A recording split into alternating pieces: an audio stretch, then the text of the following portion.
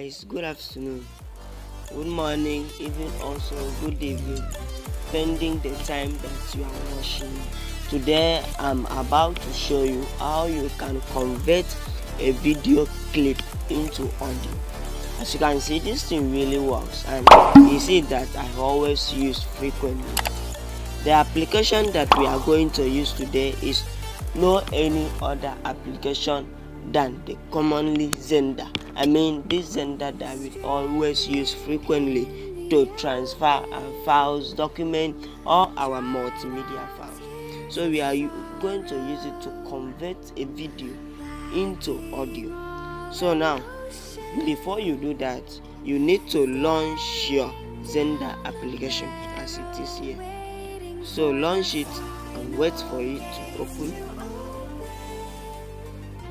Then when it's open, all you need to do is to click on this place that it says to MP3. Click on it. After clicking on it, here will show up, and then all you need to do is to click here that it says select video. Click on it.